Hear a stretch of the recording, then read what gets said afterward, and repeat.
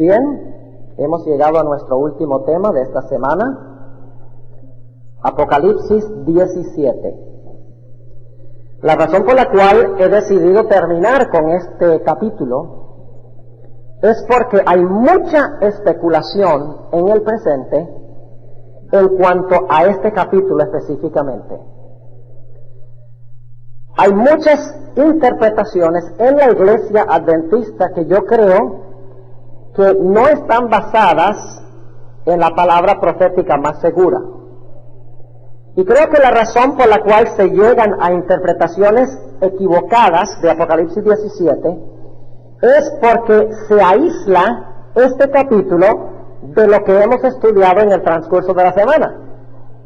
Es decir, si se estudiara el capítulo 17 a la luz de lo que estudiamos de Daniel 2, Daniel 7, Apocalipsis 12, Apocalipsis 13 y Apocalipsis 14, no habría ningún problema en comprender este capítulo, porque este capítulo lo que está hablando es de la última etapa del dominio del cuerno pequeño, o de la bestia, o el hombre de pecado.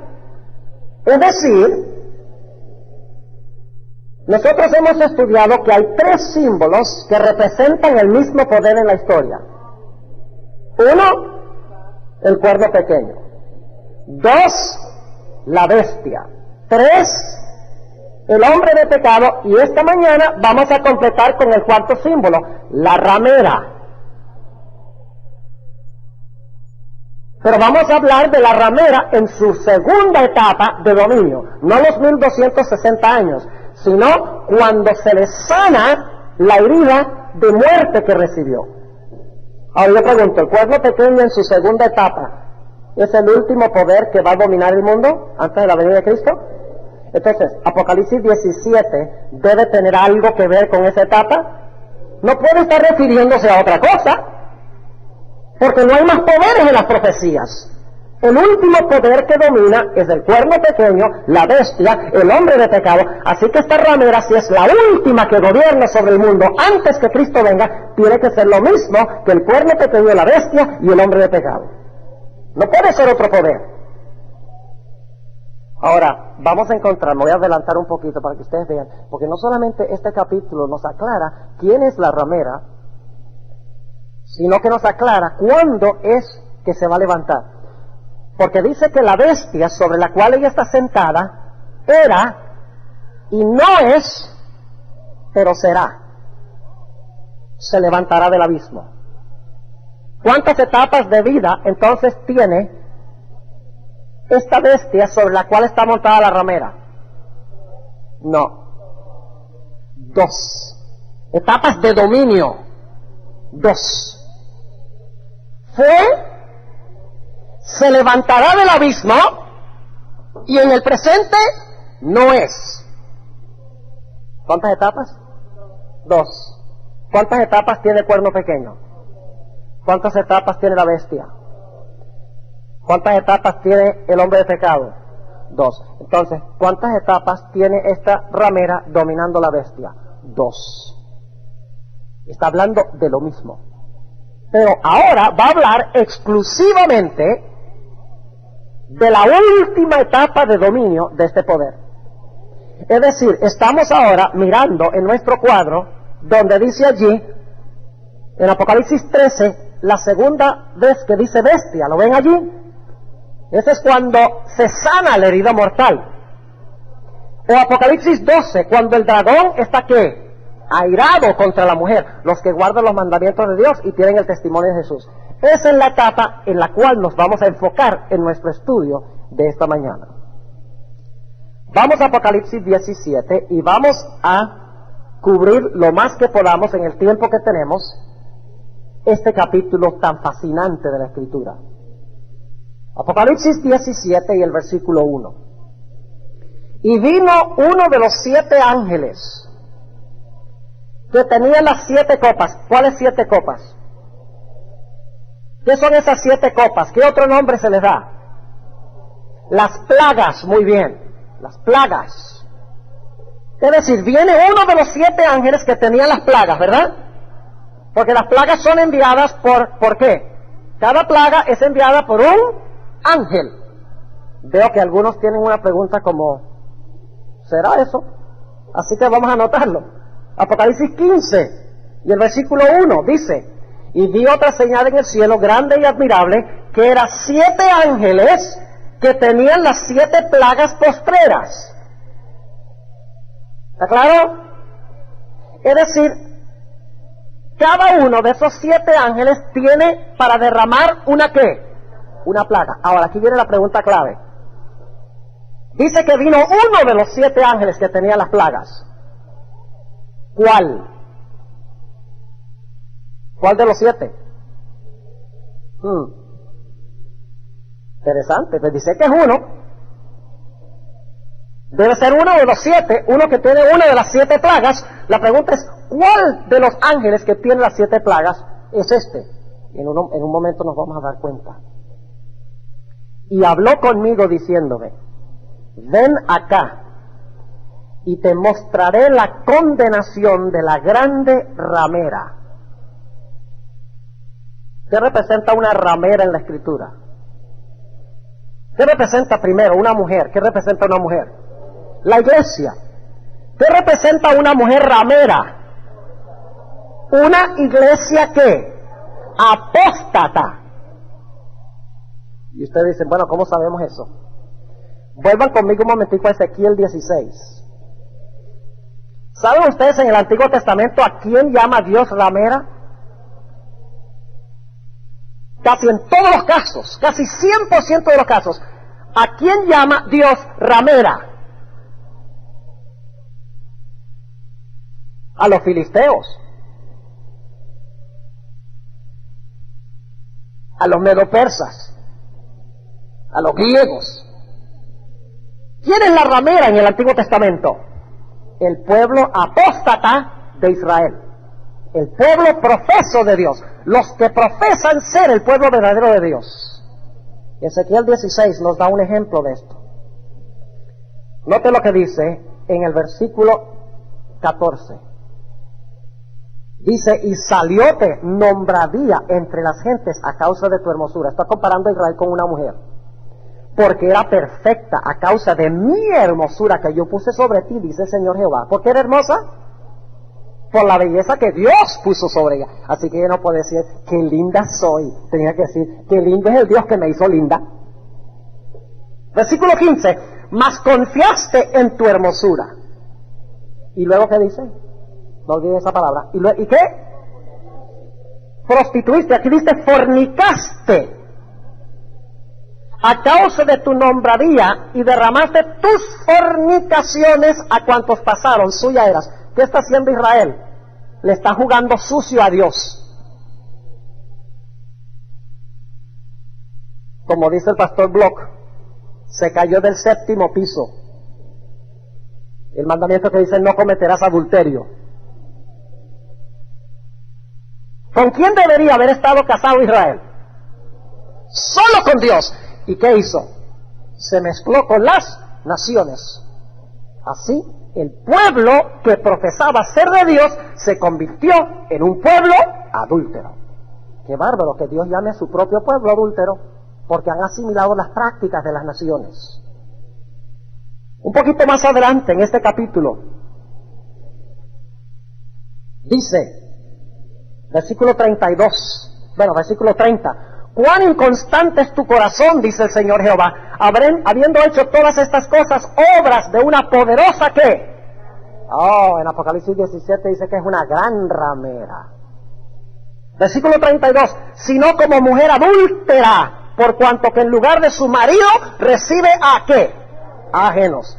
Entonces yo pregunto, ¿quién debe ser esta ramera de Apocalipsis 17? Eso debe ser los hindúes y los budistas. No, porque ellos nunca han profesado estar unidos con Cristo. Tiene que referirse a una iglesia que apóstata. Yo pregunto, ya hemos visto en el estudio de esta semana que el cuerno pequeño representa un sistema cristiano apóstata. Hemos estudiado claramente de la Biblia que la bestia de Apocalipsis 13 es un sistema cristiano apóstata. Nos dimos cuenta anoche que el hombre de pecado se sienta en el templo de Dios, en la misma iglesia, es un Judas que se levanta de adentro, un sistema cristiano apóstata. Claro que sí. Entonces yo pregunto, ¿la ramera aquí es ese mismo sistema apóstata? Claro que sí. Solo que ahora está describiéndolo, no en su primera etapa, sino en su segunda, su última etapa. Versículo 1, nuevamente. Y vino uno de los 7 ángeles que tenían las 7 copas y habló conmigo diciéndome, ven acá y te mostraré la condenación de la grande ramera. Entonces, este debe ser un sistema cristiano, ¿verdad? Ahora, ¿dónde está sentada la grande ramera? La cual está sentada sobre muchas aguas. ¿Qué es eso? Sentada sobre muchas aguas. Bueno, vamos al versículo 15, donde nos explica qué son las aguas. Versículo 15 dice, y él me dice, las aguas que has visto donde la ramera se sienta, son pueblos y muchedumbres y naciones y lenguas. Yo pregunto, ¿esta ramera tiene dominio mundial? Ya no es solamente Europa, sino es que todo el mundo. ¿Qué significa el hecho de que la mujer se sienta sobre muchas aguas? Ahora, yo quiero que ustedes noten que un poquito más adelante en el capítulo, noten el versículo, lo que dice el versículo 3. Dice, me llevó en el espíritu al desierto y vi una mujer sentada sobre una bestia bermeja. Oye, pero esto está raro. Está sentada sobre las aguas y sobre una bestia bermeja. ¿Cómo puede estar sentada sobre aguas y sobre una bestia bermeja al mismo tiempo? Vamos a analizar eso un poquito más adelante. Pero quiero que vean que en realidad la ramera está sentada sobre muchas aguas, quiere decir que ella está dominando a la gente, ¿sí o no? Como un rey se sienta en su trono, significa control, dominio. Es decir, esta ramera va a controlar a todas las gentes ¿de qué? Del mundo. Por eso es que Dios le manda un mensaje a todo el mundo. El mensaje del primer ángel va a toda nación, tribu, lengua y pueblo. Porque Dios sabe que la mayoría del mundo se va a ir con la ramera. Ella se va a sentar sobre ellos. Así que Dios dice, yo no quiero que eso pase. Y por eso manda un ángel potente que dice, temed a Dios y darle gloria porque la hora de su juicio ha llegado. Ahora, ¿qué nombre tiene esta ramera? Vamos al versículo 5. Ella tiene nombre propio. Y en su frente un nombre escrito. Misterio. Babilonia la Grande. ¿Cómo se llama esta ramera? Ah, se llama Babilonia. Ahora, no se distraigan ni por un instante. La antigua ciudad de Babilonia estaba asentada sobre ¿qué río? Sobre el río Éufrates. ¿No es cierto? Es decir, la antigua Babilonia estaba sentada sobre el Éufrates. ¿Y saben lo interesante? El Éufrates era la fortaleza especial de Babilonia. Mientras el Éufrates fluía por la ciudad era invencible. Porque tenía 3 muros que circundaban la ciudad. Y donde los muros se encontraban con el río, habían rejas grandes que impedían que cualquier enemigo pudiera conquistar la ciudad. La única forma era, si de alguna forma los conquistadores secaran el cauce del río para luego meterse por el cauce seco y entonces meterse a la ciudad. Es decir, la gran fuente de poder para Babilonia era el río Éufrates. Estaba sentada sobre el Éufrates y era su fuente de confianza. Ahora, esto nos demuestra que el ángel que viene aquí, el ángel que se menciona aquí, que tuvo una de las 7 plagas, tiene que ser la 6ª plaga. Y ustedes dicen, ¿cómo sabemos eso? Vayamos un momentico al capítulo 16 y vamos a leer el versículo 12. Apocalipsis 16 y el versículo 12. Dice, Y el sexto ángel derramó su copa sobre el ¿qué? Sobre el gran río Éufrates. Entonces yo pregunto, el ángel que viene en el capítulo 17 es ¿cuál de los ángeles de las plagas? El sexto. ¿Y cómo sabemos eso? Porque el sexto ángel derrama su copa sobre el Éufrates. Y el Éufrates era el río de Babilonia. ¿Está claro? Ahora, más adelante vamos a ver que eso es vital, saber que es la sexta plaga, porque la sexta plaga es que Dios especialmente va a castigar a Babilonia. Ahora, volvamos al capítulo 17.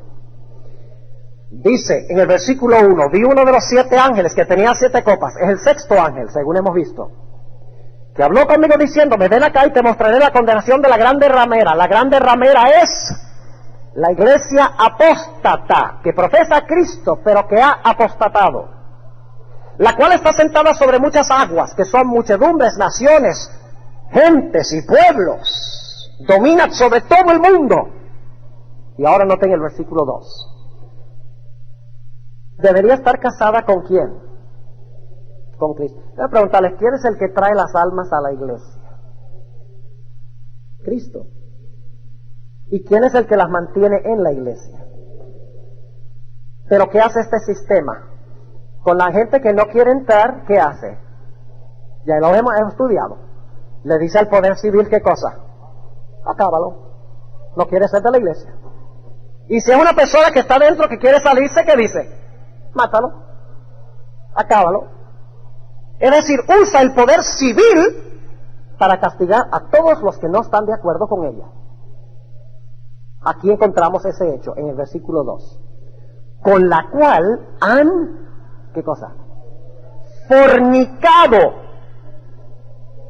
Con la cual han fornicado, ¿quiénes? Los reyes de la tierra. Yo pregunto, en Daniel 2 encontramos nosotros la mezcla del hierro y el barro. El hierro representa el poder político del Imperio Romano y el barro representa ¿qué cosa? El poder religioso, mezclados. Pero no deben ir mezclados, porque Dios dice que eso debe mantenerse separado. Son buenos, pero la iglesia en su esfera y el Estado en su esfera. Son buenos, pero no juntos. Y en Daniel 7 vimos que el cuerno pequeño usaba el poder civil para perseguir a los santos de Dios. ¿Cómo no? En Apocalipsis 13 nos dimos cuenta que usaba también los poderes civiles para perseguir al pueblo de Dios. ¿Cómo no? Entonces, esta ramera usa a los reyes para lograr sus propósitos. Aquí lo dice, fornica con los reyes de la tierra. Está inmiscuida en la política, para que los reyes hagan lo que solamente debe hacer Cristo. Porque quiere obligar a la gente a unirse a la iglesia, mientras que Cristo no obliga, Cristo persuade. Y ahora quiero que noten otro símbolo. ¿Por qué los reyes de la tierra le hacen caso? ¿Por qué las muchedumbres le hacen caso? Noten la última parte del versículo 2. Y los que moran en la tierra se han embriagado con el vino de su fornicación. ¿Qué le da la mujer a las naciones? Vino. Y sabe que no solamente se lo da a las naciones. Noten el capítulo 18. Capítulo 18. Y el versículo 3. Dice, porque todas las gentes han bebido del vino. Y ahora noten la siguiente palabra. ¿Del vino de qué? Del furor de su fornicación. No es solamente vino de su fornicación, es el vino del qué? Del furor de su fornicación. Deben preguntarles, ¿qué es lo que causa el vino cuando se bebe? Embriaguez, ¿y qué más? Borrachera, pero ¿qué más? Furor. Porque es el vino del qué? Del furor. Cuando le da vino a las gentes, la gente se llena de qué? De furor. ¿Furor contra quiénes? Según lo que hemos estudiado, ¿A quién odió el cuerno pequeño? A los santos. ¿A quién trató de matar la bestia? A los santos. Los que no querían beber el vino, ¿qué pasa? Los que habían bebido vino se llenaban de furor contra los hijos de Dios. Así que esta ramera le da vino a todas las gentes, y en Apocalipsis, el capítulo 17, también dice que le da el vino a los reyes de la tierra, no solo a las gentes, sino a los reyes, y cuando beben el vino, se llenan de ira o furor contra aquellos que no quieren tomarse el vino. Ahora, inmediatamente nos preguntamos, ¿qué es el vino? Ahora, ¿saben ustedes? Por mucho tiempo, yo no sé qué hice yo ¿será que lo dejé allá arriba? Sí, dejé mis notas. Si puedes conseguirme, por favor, la libreta ahí arriba. Quiero leerles una cita del Espíritu de Profecía, muy interesante. ¿Saben? Yo he descubierto algo. Muchas gracias. Yo he descubierto algo en el estudio del Espíritu de Profecía, los escritos de la hermana Elena G. White. ¿Saben lo que he descubierto? Que todo lo que dice Elena White está en la Biblia. Pero a veces hay que excavar y buscar. Ahora, sabiendo eso, yo dije, yo voy a ver qué tiene que decir la hermana White en cuanto al vino, en cuanto a lo que es el vino. Y encontré dos citas muy significativas del Espíritu de Profecía donde ella explica qué es el vino. Y cuando las leí, yo dije, bueno, yo voy a ir a mirar si esto está en la Biblia. Y busqué, y muy difícil encontrar. No encontraba, hasta que conseguí un secreto que voy a compartir con ustedes en unos momentos. La primera cita está en Testimonios para los Ministros, página 58. Dice la sierva del Señor, no hemos de pensar que los escogidos de Dios que están tratando de andar en la luz componen Babilonia. Hermanos y hermanas, si alguien le dice a usted que la iglesia adventista es Babilonia, húyale usted a esa persona como si tuviera sida. No significa que no debemos tocar gente con sida. Estoy usando nada más una ilustración. Porque esta sí es la iglesia, es una iglesia que tiene problemas, es una iglesia que tiene en ella babilonios. Es la Odisea, es tibia, pero todavía es la iglesia de Dios. Y lo que la hace tibia somos nosotros mismos. El que sea sin pecado que tire la primera piedra. Así que ella dice, no hemos de pensar que los escogidos de Dios que están tratando de andar en la luz componen Babilonia. Dice ella, escuchen bien, las denominaciones religiosas caídas son Babilonia. ¿Las qué? Las denominaciones religiosas caídas son Babilonia. Ahora escuchen. Babilonia ha estado promoviendo doctrinas venenosas. El vino del error. ¿Qué es el vino? Doctrinas venenosas. Escuchen. Este vino de error se compone de falsas doctrinas, tales como la inmortalidad del alma, el tormento eterno de los malos, la negación de la preexistencia de Cristo antes de su nacimiento en Belén, y el defender y exaltar el primer día de la semana por encima del día santo de Dios. Ese es el vino. Ahora escuchen.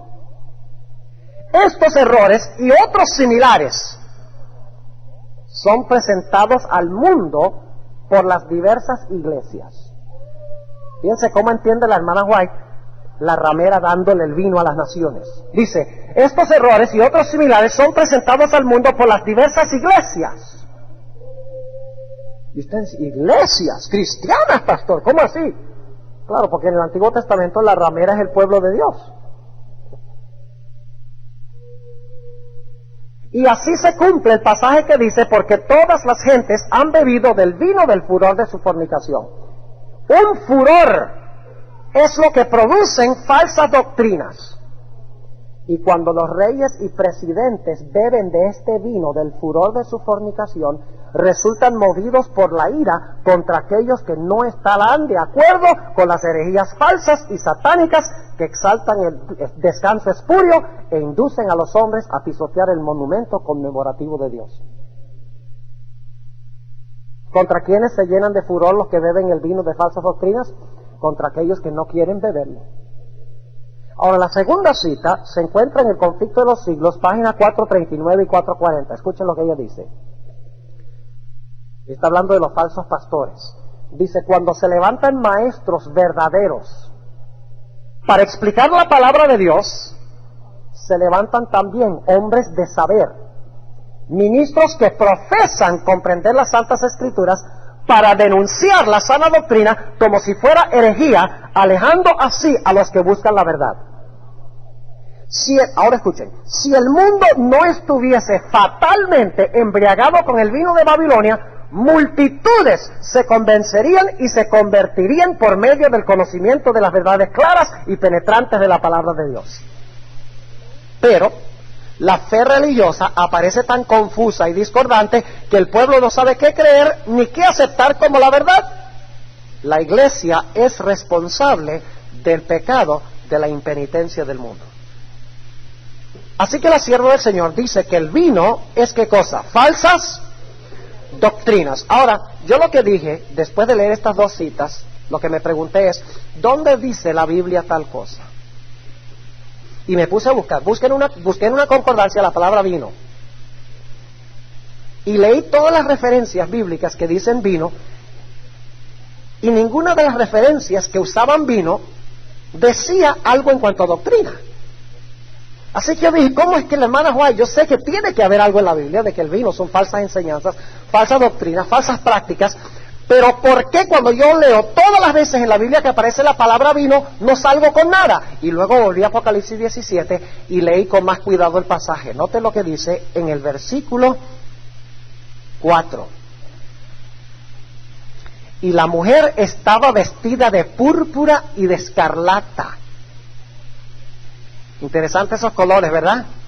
Morado y rojo.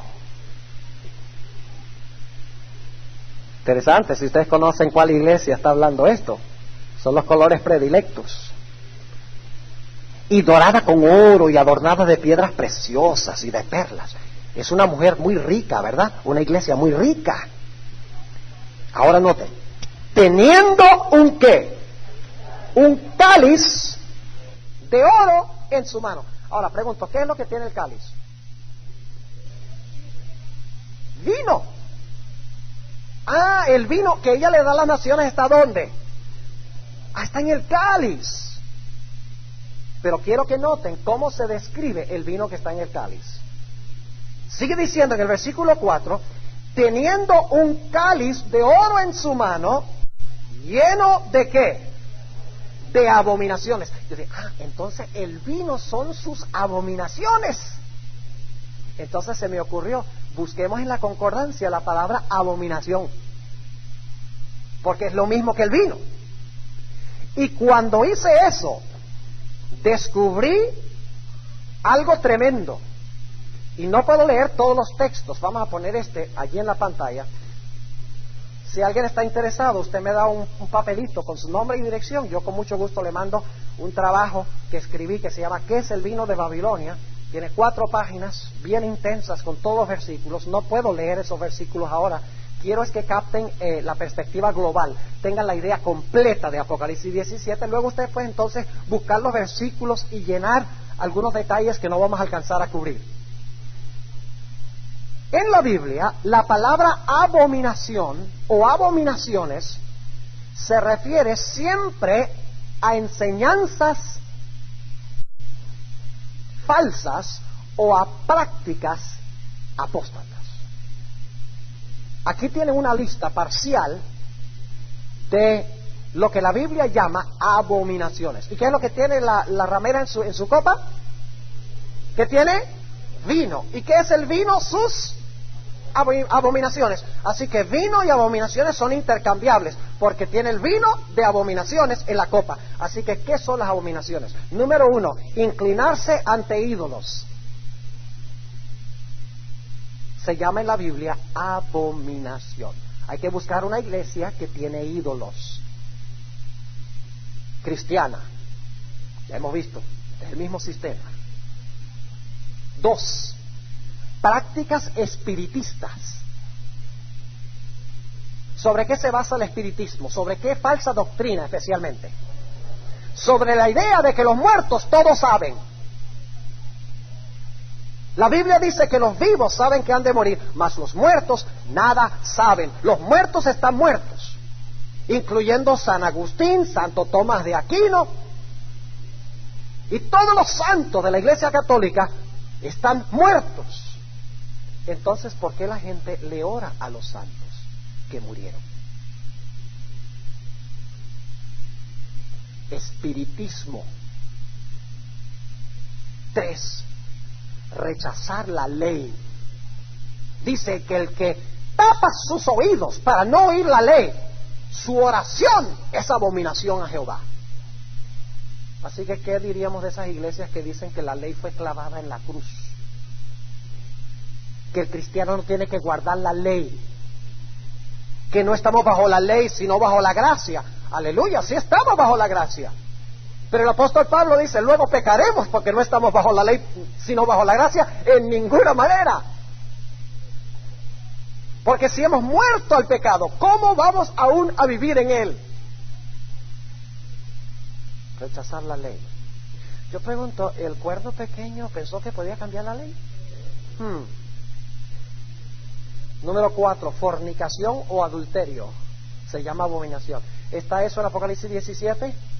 Sí, es fornicación o adulterio espiritual entre la iglesia apóstata y los reyes de la tierra.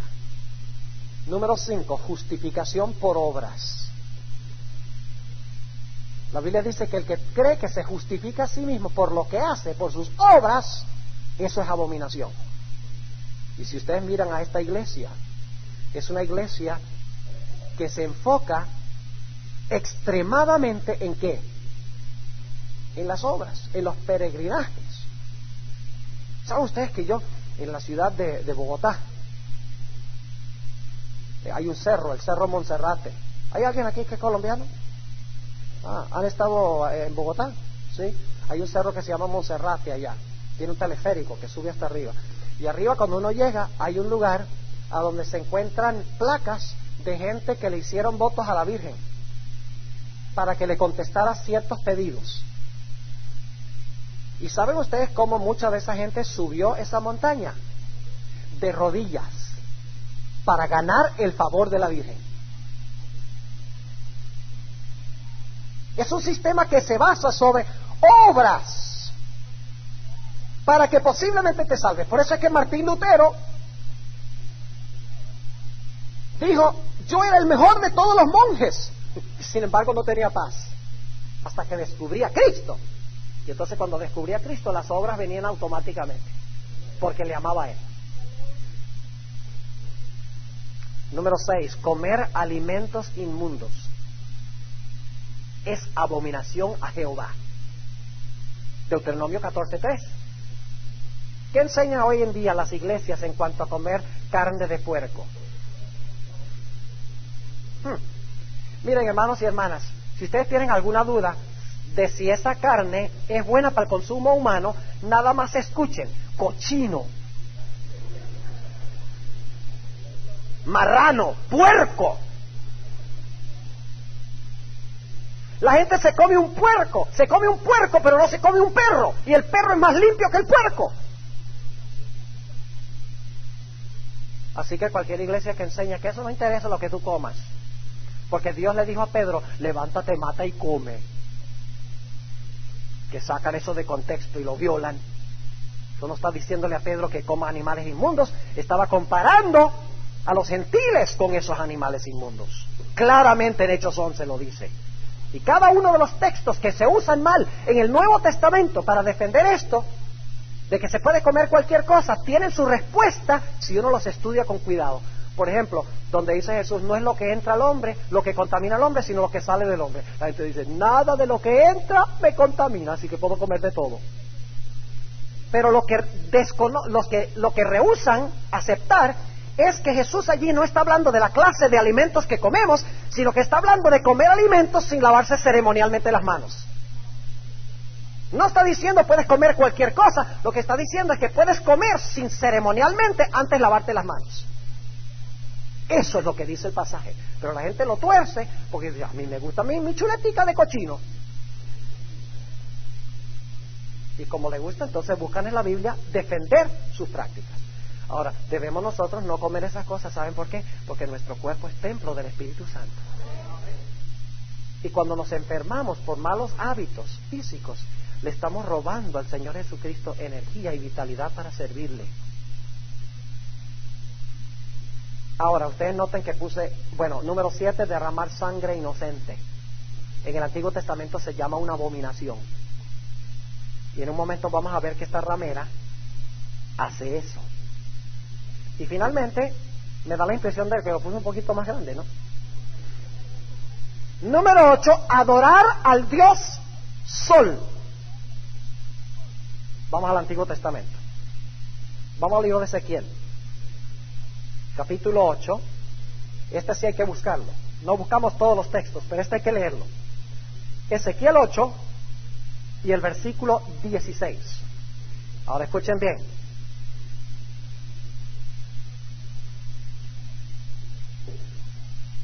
Ezequiel 8 se ha conocido como el capítulo de las abominaciones. ¿Saben por qué? Porque Dios le muestra una abominación a Ezequiel y luego le dice, tú no has visto nada todavía. Y luego Dios le muestra otra abominación y Ezequiel dice, vaya, qué terrible.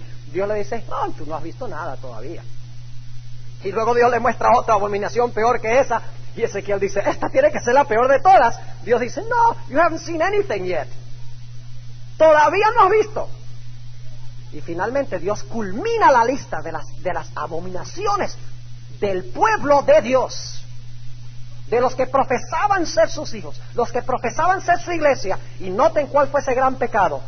Capítulo 8 y el versículo 16. Y metióme en el atrio de adentro de la casa de Jehová. Y he aquí junto a la entrada del templo de Jehová. ¿Qué es el templo de Jehová hoy? La iglesia. Entre la entrada y el altar, como 25 varones, sus espaldas vueltas al templo de Jehová. ¿Y quién era el que habitaba en el templo? Jehová. Y le están dando ¿qué a Jehová? La espalda.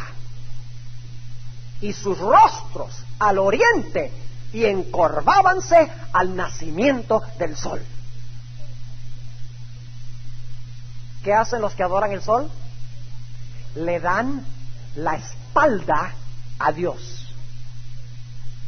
Y alguien dice, bueno, pastor, pero ¿eso qué tiene que ver con esta mujer ramera de Apocalipsis, el capítulo 17? Bueno, lo interesante es que esto se le llama, ¿qué cosa? Abominación. ¿Y qué tiene esta ramera en su copa? Abominaciones. ¿Será que hay alguna conexión? Sí, algunos dirán, yo no conozco ninguna iglesia que adore el sol. Nosotros adoramos a Jehová. Y entonces yo le digo, bueno, ¿en qué día es que usted va a la iglesia? ¿Cuál es su día de reposo? Dice, Sunday. El día del sol. ¿Así? ¿Y cuál día dijo Dios que nosotros debemos guardar? El séptimo día, sábado. Ahora alguno dirá, pastor, come on. ¿Está diciendo que es lo mismo adorar al sol que adorar en el día del sol? Déjeme ponerlo de esta forma. ¿Quién hizo el sol? Ahora le voy a hacer unas preguntas. ¿Quién hizo el sol? Dios. ¿Lo hizo para la adoración? ¿Qué pasa si usted lo convierte en un objeto de adoración? ¿Cómo se llama eso? Idolatría. Porque idolatría es cualquier cosa que el hombre coloca para la adoración en lugar de lo que Dios ha colocado para la adoración. ¿Quién hizo el primer día de la semana? ¿Lo hizo para la adoración? Entonces, ¿qué pasa si usted lo convierte en un día de adoración? Es idolatría. Porque usted está haciendo un día santo de adoración que no lo hizo Dios para eso. Es la misma clase de idolatría. Así que en el Antiguo Testamento era el sol literal, pero como ahora estamos hablando de un sistema, una ramera no literal, sino simbólica, de aguas simbólicas, de vino simbólico, entonces la adoración al sol también debe representar algo simbólico. Ahora escucha, aquí viene lo más tremendo. Esta semana hemos hablado del sello de Dios, ¿sí o no? ¿De acuerdo? Y la marca de la bestia. ¿Qué es el sello de Dios? El sábado. ¿Y qué es la marca de la bestia? El día del sol. Ahora, noten lo que dice en el siguiente capítulo. Versículo 1 de Ezequiel 9. Y clamó en mis oídos con gran voz diciendo: los visitadores de la ciudad han llegado y cada uno trae en su mano su instrumento para destruir. Es decir, los ángeles vienen a destruir ahora a Jerusalén. ¿Por qué razón? Por las abominaciones que se están cometiendo en el capítulo 8. La más grande de las cuales es que adorar al sol. Versículo 2. Y he aquí que 6 varones venían del camino de la puerta de arriba, que está vuelta al Aquilón, y cada uno traía en su mano su instrumento para destruir. Y entre ellos había un varón vestido de lienzos, el cual traía a su cintura una escribanía de escribano, y entrados paráronse junto al altar de bronce. Y la gloria del Dios de Israel se alzó de sobre el querubín sobre el cual había estado, al umbral de la casa, y llamó Jehová al varón vestido de lienzos, que tenía a su cintura la escribanía de escribano. Y díjole Jehová: pasa por medio de la ciudad, por medio de Jerusalén, y pon una ¿qué? Una señal en la frente. ¿Ya vimos eso en Apocalipsis? Yo pregunto, ¿cuántos grupos hay en la iglesia de Dios aquí en el Antiguo Testamento? 2. Los que están adorando al sol y los que reciben el sello. ¿De acuerdo? ¿Y qué hacen ellos? Versículo 4. Y díjole Jehová: pasa por en medio de la ciudad, por medio de Jerusalén, y pon una señal en la frente a los hombres que gimen y que claman a causa de todas las abominaciones que se hacen en medio de ella. Va a tener Dios un remanente que clama y gime porque se guarda el día que no es. ¿Y con qué los va a sellar Dios? Con el sello, con el sábado, porque ellos no adoran en el día del sol. ¿Está claro? Volvamos a Apocalipsis 17. Y ahora tenemos que avanzar un poquito más rápido. ¿Terminamos ya? ¿No quieren terminar ya? Bueno, menos mal. Ese no está muy fuerte, pero seguimos.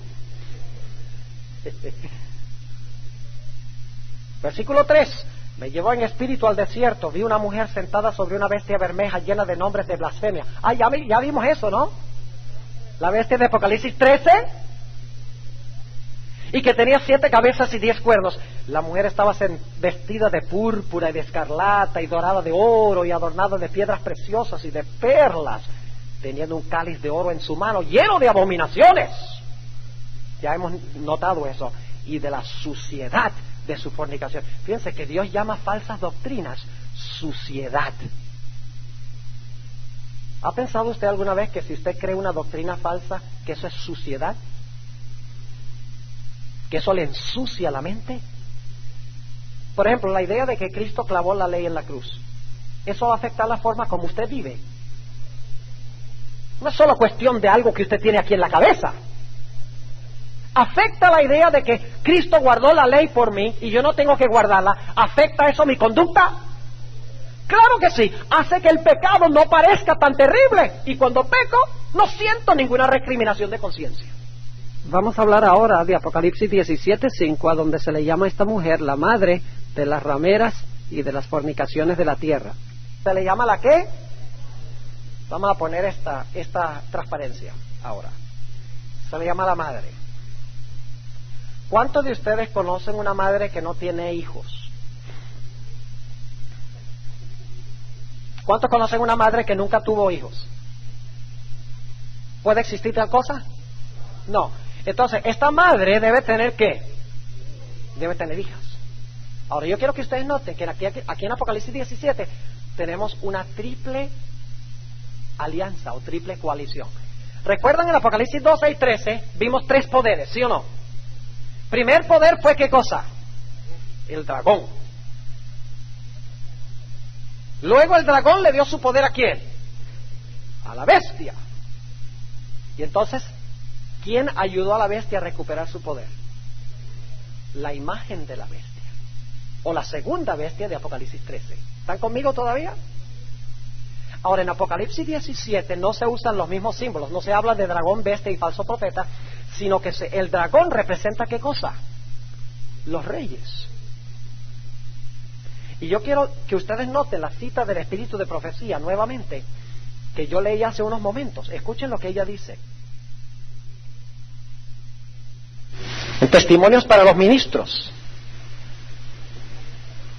la página 58, dice: un furor es lo que producen falsas doctrinas, y cuando los reyes y presidentes beben de este vino. ¿Los quiénes? Los reyes y presidentes. Y en la página 55 de Testimonios para los Ministros, ella dice: reyes, príncipes y gobernantes han colocado sobre sí el rótulo del anticristo y son representados por el dragón, que va a hacer guerra contra los que guardan los mandamientos de Dios y tienen el testimonio de Jesús. Reyes, presidentes y gobernantes. Así que el dragón son los reyes. La bestia sería lo mismo que ¿qué? Que la madre, y el falso profeta o la imagen de la bestia debe ser lo mismo que ¿qué? Que la hija. ¿Están conmigo? Tenemos una triple alianza de Babilonia en la última etapa nuevamente: el protestantismo apóstata, el papado y los reyes del mundo. Claro que sí. Ahora sigue diciendo en el versículo 6: y vi la mujer embriagada. ¿Con qué? De la sangre de los santos y de la sangre de los mártires de Jesús. ¿Qué tiene esta mujer en sus manos? Sangre. ¿Sangre de quiénes? De los santos y de los mártires de Jesús. ¿Por qué mató a los santos y a los mártires de Jesús? ¿Y cómo los mató?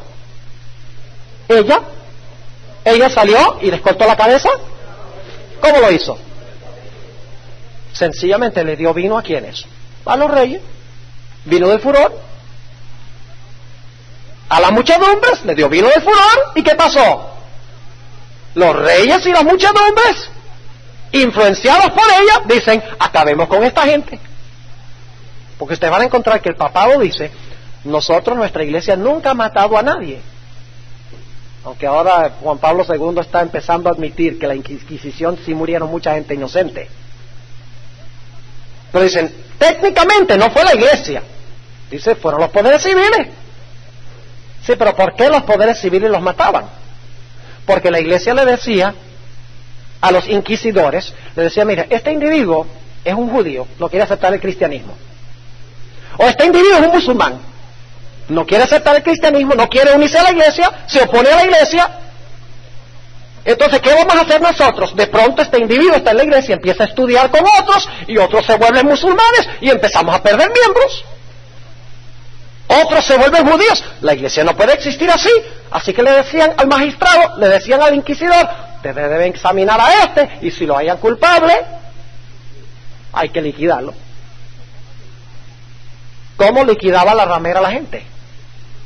A través de los reyes y las muchedumbres. Y eso es lo que está diciendo aquí. Está embriagada con la sangre de los santos y con la sangre de los mártires de Jesús.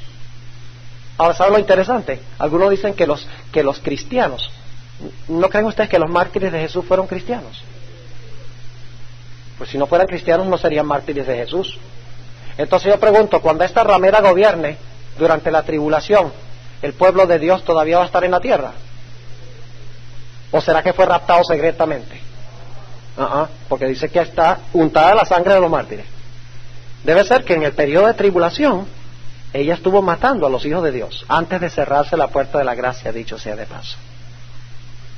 Y luego Juan, fíjese, Juan está viendo esto en visión. ¿Cómo creen ustedes que se habrá sentido cuando vio esto? debe haber estado pasmado, aterrado. Dice, y cuando la vi, última parte del versículo 6, y cuando la vi, quedé maravillado de grande admiración. Ahora, el ángel, cuando Juan queda maravillado de grande admiración, note lo que dice el ángel, versículo 7. El ángel me dijo, ¿por qué te maravillas? Yo te diré el misterio de la mujer y de la bestia que la trae, la cual tiene 7 cabezas y 10 cuernos. Ahora yo quiero preguntarles, el dragón de Apocalipsis 12 tenía 7 cabezas y 10 cuernos. La bestia de Apocalipsis 13 tenía 7 cabezas y 10 cuernos. Esta bestia tiene 7 cabezas y 10 cuernos. Claro que sí. Representa el mismo poder, pero en diferentes etapas. ¿Están conmigo? Porque algunas personas dicen, no, las 7 cabezas, esos son 7 papas. ¿Han oído esa teoría? Sí, porque desde 1929, 5 papas han muerto. Uno es Juan Pablo II, dice, el otro todavía no ha venido. Diga, así que cuando venga el próximo papa, se acaba el mundo. El Señor Jesucristo dijo que no debemos fijar fechas para eventos proféticos. Y son gente que les encanta examinar y estudiar los jubileos y los 1335, los 1290, 1260 y sacan cálculos para cuándo va a pasar el cierre de gracia y la ley dominical, etcétera. Dios no nos ha encomendado nada de eso. Es más, yo tengo 5 páginas de citas del Espíritu de Profecía a donde la sierva de Dios dice que la última fecha profética fue 1844. La profecía más grande de tiempo de la Biblia concluye en esa fecha y dice, no escuchen a una persona que se ponga a figurar fechas para ningún evento profético, dice la sierva de Dios. ¿Sabe lo que pasa cuando la gente fija fechas? Y pasa el tiempo y no se cumple lo que dijeron. ¿Qué pasa con la congregación? No solo quedan chasqueados, sino que ¿qué? Empiezan a desconfiar ¿en qué? En la palabra de Dios. Porque creen que la interpretación de ese individuo es la interpretación que da la palabra de Dios. Y por lo tanto quedan peor espiritualmente que si no hubieran colocado la fecha. La hermana White dice que nuestro mensaje no necesita fechas. Tiene fuerza en sí mismo y tiene poder en sí mismo, sin adjuntarle una fecha. Versículo 8. La bestia que has visto fue. ¿Cuándo fue? ¿En qué época histórica fue? En nuestro cuadro. Bueno, no tenemos el cuadro. Pongamos otra vez el primer cuadro ahí. Según lo que hemos estudiado esta semana, yo pregunto, ¿hay que conectar esta profecía de Apocalipsis 17 con lo que hemos estudiado esta semana? ¿Cómo la van a aislar? Déjenme preguntarles, ¿cuándo fue que esta ramera dominó a la bestia? ¿Cuándo?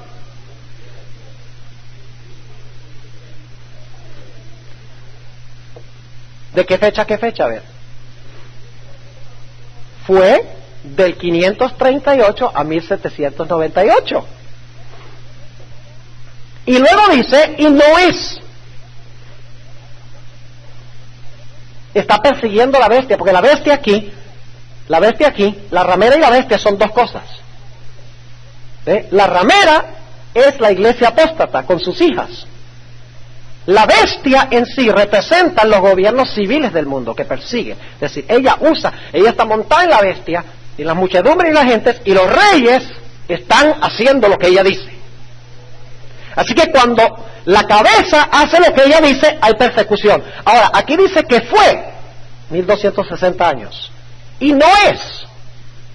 ¿Por qué no es ahora? Porque tiene una ¿qué?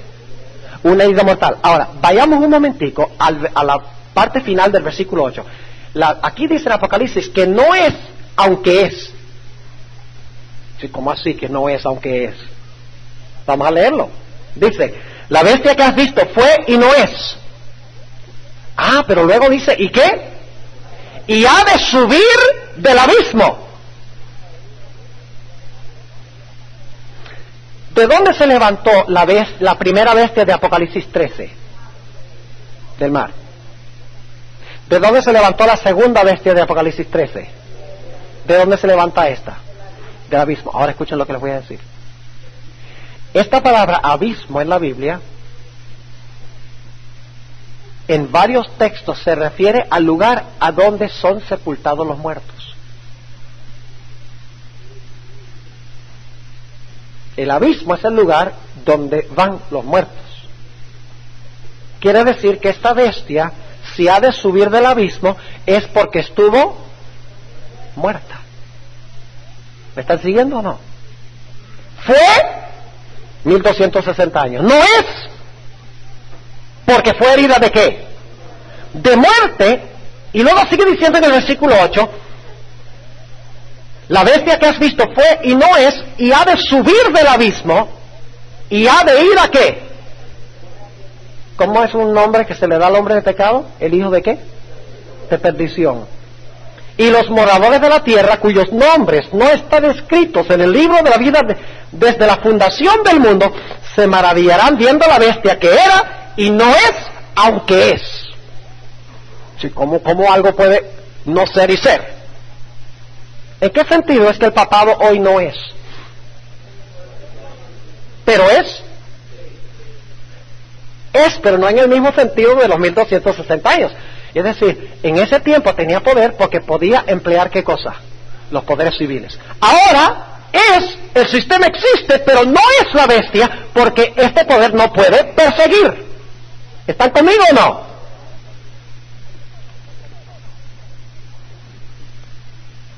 Ahora, vamos a poner este cuadro para que ustedes puedan visualizarlo mejor, lo que vamos a mirar ahora. Denme unos poquiticos minuticos más, porque quiero concluir esto. Versículo 9. Aquí hay mente que tiene sabiduría. ¿Necesita uno sabiduría para entender esto? ¿Necesita sabiduría? Oh, ¿cómo no? Las 7 cabezas son 7 montes. ¿Qué representa un monte en la Biblia? En Daniel 12 en Daniel 2 dice que el monte representa el reino eterno de Cristo. Cuando la Biblia habla, por ejemplo, del monte de Sión, está hablando del reino de Israel. Es decir, las 7 cabezas son 7 ¿qué? Montes, sobre las cuales se sienta la mujer. Y son 7, ¿qué cosa? Algunas versiones dicen reyes, otras dicen reinos. Rey y reino son intercambiables en las profecías. Es decir, las 7 cabezas son 7 montes, y los 7 montes representan 7 reinos. Ahora, ¿cuáles son los 7 reinos? Vamos a mirar, dice, 5 son caídos. ¿Cuáles son los que son caídos? ¿Creen ustedes que debemos usar los mismos poderes que mencionan las profecías de Daniel y Apocalipsis antes? Algunos incluyen a Siria y Egipto como los 2 primeros reinos, pero Asiria y Egipto no aparecen ni en Daniel ni en Apocalipsis. El primer reino, creo yo, es Babilonia, porque ese es el primero que se encuentra en Daniel y Apocalipsis. El segundo reino es ¿qué? La segunda cabeza, Medo-Persia. La tercera cabeza, Grecia. La cuarta cabeza, Roma imperial. La quinta cabeza, Roma dividida. ¿Y cuál sería la sexta cabeza? Roma papal. Es el poder que es, aunque no es. ¿Están conmigo?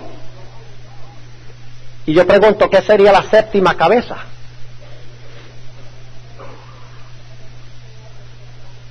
Yo pregunto, ¿la séptima cabeza se levanta para hacer lo mismo que la sexta? Sí, porque dice que la sexta cabeza es herida de muerte, no es aunque es, y luego resucita del qué, del abismo, la misma bestia. Es decir, que es el mismo poder que gobernó bajo la sexta cabeza que gobierna bajo la séptima. ¿Están conmigo? Es decir, la séptima cabeza es Roma papal resucitada. ¿Cuántas etapas tiene Roma papal en este cuadro? No, no tiene 3. 4, menos que 4. 2. Y ustedes dicen, ¿cómo así, pastor? Bueno, Roma papal, el número 6. ¿Y cuál es la otra etapa? La 7, Roma papal resucitada. ¿Cuántas etapas tenía en Daniel 7? ¿Cuántas etapas en Apocalipsis 13? ¿Cuántas etapas en 2 de Tesalonicenses 2? Entonces aquí debe tener 4. ¿Vale estudiar las profecías todas juntas? ¿Cómo no? Dice, el otro aún no es venido, y cuando viniere es necesario que dure breve tiempo. Versículo 11. Y la bestia que era y no es también el octavo, y es de los 7, y va a perdición. Ahora sí se complicó la cosa. ¿Cuántas cabezas hay? Bueno, pero aquí dice 8. La bestia no tiene 8 cabezas. Tiene 7, pero la séptima cabeza cuenta como si fuera una octava. Ahora no tengo tiempo de explicarles todas las repercusiones de esto, pero en la Biblia el número 8 representa la resurrección. Es el número de la resurrección en las Escrituras. La razón por la cual la cabeza número 7 está relacionada con el número 8 es porque esta es Roma, ¿qué? Resucitada, exactamente. Versículo 12. Y los 10 cuernos que has visto son 10 reyes que aún no han recibido reino, mas tomarán potencia por una hora como reyes con la bestia. Estos tienen un consejo. ¿Cuál es su consejo, creen ustedes, de los reyes que se van a unir con esta ramera? Tienen un consejo. ¿Cuál consejo? Acabar con todo individuo que no esté de acuerdo con ellos. Y darán su potencia y autoridad ¿a quién? A la bestia. Ellos pelearán contra el Cordero, y el Cordero los vencerá, porque es Señor de señores y es el Rey de los reyes. Y fíjense que no está solo, dice, y los que están con él son llamados y elegidos y fieles. ¿Vale la pena estar con él? Pues la Biblia dice que algunos van a morir. ¿Qué prefiere usted? ¿Vivir ahora y morir después, o morir ahora y vivir después? ¿De qué vale que el hombre gane todo el mundo y perdiere su alma? El que ganare su vida, la perderá. Y el que perdiere su vida por mi causa, la salvará o la ganará. Lo que nos dice la Biblia es que el Señor Jesucristo va a vencer a la ramera, a los reyes, a las muchedumbres, a todos los poderes del mundo. Y Él va a tener un grupo con Él que se llaman llamados, elegidos y fieles. Ahora, un punto más antes de concluir esta mañana. Versículo 16. Aquí viene el clímax. Estos 10 cuernos, yo pregunto, ¿estos 10 cuernos, que son los 10 reyes, van a apoyar a la bestia? ¿Van a apoyar a la ramera? ¿Todos están unidos con un solo consejo? ¿Para acabar con todos los que no están de acuerdo? ¿Están declarando dominio universal? ¿Cómo no? Pero ahora va a pasar algo. Versículo 16. Y los 10 cuernos que viste en la bestia, estos aborrecerán a la ramera. ¿Qué van a hacer esos reyes que la apoyaron? La van a odiar. Y la harán desolada y desnuda, y comerán sus carnes y la quemarán con fuego. ¿Quiénes son los que van a destruir a la ramera esta? Los propios poderes políticos que ella usó para lograr sus propósitos, las propias muchedumbres que ella usó para lograr sus propósitos. Permítame leerles una cita que encontramos en el Conflicto de los Siglos. Yo me quedo maravillado como la hermana Elena G. de White veía estas cosas tan clarito, con 2 años y medio de educación primaria. Dios ha escogido lo débil del mundo para confundir a lo fuerte.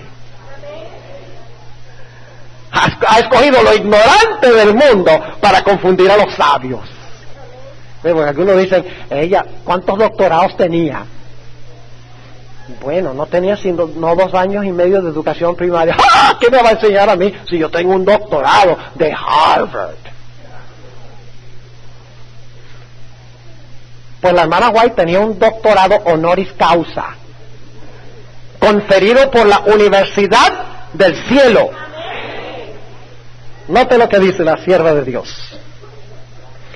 Páginas 713 y 14. Tremenda cita, donde ella dice que va a llegar un momento, este es bajo la 6ª plaga.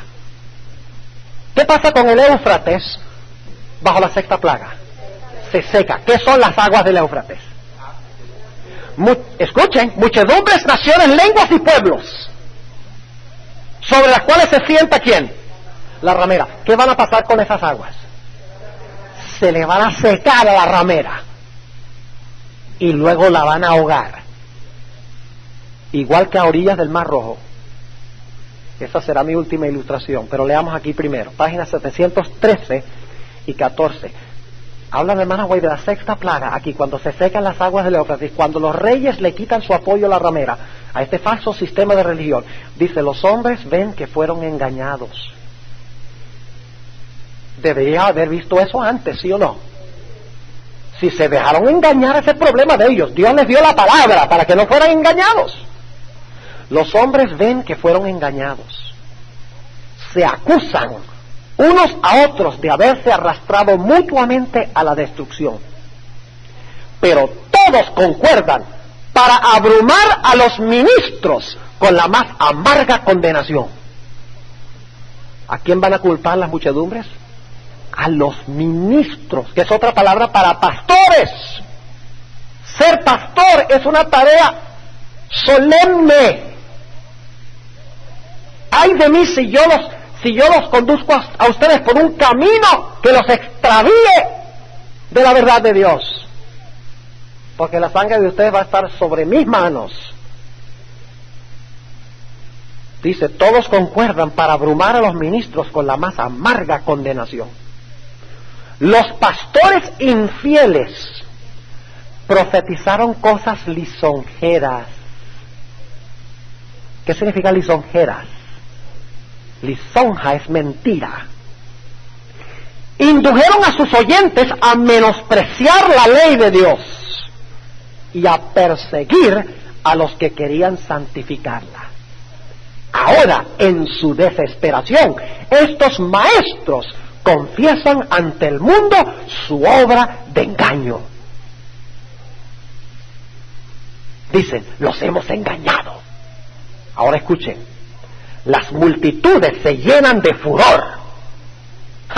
Ahora beben el vino de la ira de Dios. Que hay 2 vinos de ira. Babilonia le da vino de ira a las naciones. Y las naciones se llenan de ira contra el pueblo de Dios. Pero cuando Dios le da el vino a los reyes se llenan de ira contra la ramera que los instigó contra el pueblo de Dios. Sigue diciendo aquí, las multitudes se llenan de furor. Estamos perdidos, exclaman, y vosotros sois la causa de nuestra perdición. ¿Recuerdan esa palabra allí en Apocalipsis 17? Va a perdición. Y se vuelven contra los falsos pastores. Aborrecerán a la ramera, en otras palabras. Precisamente aquellos que más los admiraban en otros tiempos pronunciarán contra ellos las más terribles maldiciones. Algunas personas dicen, oye, Pastor Borsi habla demasiado fuerte. He oído gente decir eso. No habla tanto del amor y la gracia, ¿sí? Pero lo que yo estoy predicando es amor y gracia. Porque Dios no quiere que nadie caiga en estos sistemas. Por eso Él les da estos mensajes. Lo que pasa es que la gente cree que amor es, amor es dejar que todo el mundo crea lo que quiera. Todo todos vamos al cielo, todos los caminos conducen al cielo, todos tenemos el mismo Dios. En ese caso no se va a perder nadie. Sigue diciendo, precisamente aquellos que más los admiraban en otros tiempos pronunciarán contra ellos las más terribles maldiciones. Las manos mismas que los coronaron con laureles se levantarán para aniquilarlos. Las espadas que debían servir para destruir al pueblo de Dios se emplearán ahora para matar a sus enemigos. Por todas partes hay luchas y derramamiento de sangre. ¿En qué lado quiere estar usted cuando venga este momento? ¿Los que están con el Cordero, llamados, elegidos o fieles? ¿O los que están con esta triple coalición, la madre, las hijas y los reyes? Bueno, ya yo hice mi decisión, yo no sé si ustedes han hecho la suya, pero ya yo estoy decidido en mi mente a dónde quiero estar, entre los llamados y elegidos y fieles. Una última ilustración para terminar. Esta experiencia que encontramos aquí, en realidad, es prefigurada por algo que pasó a orillas del Mar Rojo. Faraón estaba con todas sus tropas viniendo para destruir a Israel, quien había escapado de servidumbre de Egipto. Parecía que Faraón iba a acabar con el pueblo de Israel completa y totalmente. Tenía 600 carretas y los pobres israelitas no tenían ni dónde caerse muertos, literalmente. Así que Faraón dijo, estos van a ser presa fácil. El problema es que Israel se encontraba atrapado, porque para un lado había montañas, para otro lado había desierto, atrás de ellos estaban los egipcios y enfrente estaba el mar. Las aguas del mar, mientras estaban unidas, ayudaban a ¿quiénes? A los egipcios. Pero si las aguas se secaban y se preparaba un camino para el escape del pueblo de Dios, entonces el secamiento de las aguas iba a salvar al pueblo de Israel.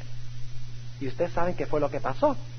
Moisés extendió su vara y dice la Biblia que las aguas se dividieron, las aguas se secaron para preparar un camino para el escape del pueblo de Dios. Bueno, pasaron por las aguas, por el camino que Dios había abierto al secar las aguas, y cuando llegaron al otro lado se dieron cuenta que los egipcios estaban entrando al mar para venir tras ellos. Y la Biblia nos dice que cuando estaban todos los egipcios allí en el mar, las aguas que se habían secado ahora recayeron sobre los egipcios y los ahogaron. Esto es un símbolo exacto de lo que va a pasar al final de la historia. El pueblo de Dios estará como el pueblo de Israel a orillas del Mar Rojo, sin escape. Todos los poderes del mundo estarán listos para caerles encima. Pero en el momento, en la noche decisiva, conflicto de los siglos, página 693, cuando por todas partes se están preparando para destruir al pueblo de Dios, se va a oír la voz de Dios. Y la voz de Dios va a secar las aguas. Las muchedumbres que apoyaban a la remera, ahora le van a retirar su apoyo. Y no solamente se le van a secar, sino que le van a ¿qué? Le van a caer encima para destruir este sistema. ¿Y saben cómo yo sé que hay una conexión entre estas dos historias? Porque inmediatamente después que el pueblo de Israel pasó el Mar Rojo, cantaron el cántico de Moisés. Y la Biblia nos dice que apenas el pueblo de Dios escape por el secamiento de las aguas y las aguas que ahogan a Babilonia, en el otro lado cantarán el cántico de Moisés y del Cordero. Gloria a Dios. No tenemos que tenerle miedo a la persecución. Ay, qué terrible lo que hemos hablado esta mañana. Eso va a ser un tiempo terrible, tremendo. Claro que sí. Pero mi Biblia me dice que el Cordero peleará contra ellos y los vencerá, porque es Rey de Reyes y Señor de Señores. y tenemos que escoger estar con Él. Yo quiero preguntar en esta mañana, al concluir este tema, último tema de la semana, ¿cuántos quieren hacer una reconsagración, una nueva dedicación de su vida al Señor Jesús en este día? Levanten la mano. ¿Quieren rededicar su vida completa y totalmente, sin reservas, al Señor Jesús? Gloria a Dios. Ahora yo quiero preguntar a aquellas personas que posiblemente estaban en la iglesia pero se han extraviado los últimos meses, los últimos años, también aquellas personas que nunca han pertenecido al pueblo remanente de Dios. Después de haber estudiado lo que hemos estudiado durante esta semana, quieren decirle al Señor Jesucristo: yo quiero reintegrarme a la iglesia, yo quiero integrarme a la iglesia remanente que enseña estos maravillosos conceptos de las profecías. Yo quiero pertenecer a ese remanente de Dios, yo quiero estar entre los llamados, elegidos y fieles. ¿Hay alguien aquí en esta mañana que quiere decirle eso al Señor Jesucristo? ¿Alguna persona? Gloria a Dios, tenemos varios. ¿Podría pedirles que se pongan de pie? Yo quiero tener una oración especial con ustedes esta mañana. ¿Alguien más? No importa que se hayan parado durante el transcurso de la semana, pueden pararse de nuevo. Y si hay alguno que no se ha colocado de pie, le invito para que lo haga ahora. Si usted es una persona que se ha extraviado, que se ha ido al mundo, que perteneció al remanente, pero esta mañana quiere decirle al Señor Jesucristo: yo quiero regresar de una vez, quiero afianzarme en la iglesia remanente. Por favor, colóquese de pie también, porque yo quiero tener una oración especial con usted. No vamos a alargar el llamado mucho porque ya el tiempo pasó. Pero no quiero dejar pasar esta oportunidad, hermanos y hermanas, porque este es el último tema que yo voy a tener con ustedes aquí. Yo no sé si nosotros vamos a volver a vernos en este mundo. Yo espero que nos volvamos a ver en la patria celestial. Pero no sé si nos vamos a volver a ver. Hoy es el día de la salvación. Así que si yo dejo pasar esta oportunidad y alguno no responde, puede ser el último llamado que Dios le hace. ¿Hay alguien más en estos momentos solemnes que quiere colocarse de pie y decirle al Señor Jesucristo: yo quiero ser tuyo y por tu gracia yo te voy a seguir todo el camino hasta el fin? ¿Alguien más? Bien, damos gloria a Dios por las personas que han respondido al llamado del Señor. Posiblemente hay otras que no han respondido esta mañana. Voy a orar por ustedes para que el Señor, si es su voluntad, les extienda el periodo de gracia y los pueda llevar a tomar una decisión correcta. Oremos. Padre Celestial, te damos gracias por el maravilloso mensaje que tú nos has dado como iglesia. Qué tremendo desafío nos has dado como tu pueblo y qué tremenda esperanza y promesas nos has concedido. Te ruego, Señor, que nos ayudes no solamente a amar esta luz, sino a proclamar y a reflejar esa luz con cada persona con quienes entramos en contacto. Te damos gracias de antemano, Señor, por escuchar nuestra oración y por responderla. En el nombre de Jesús. Amén.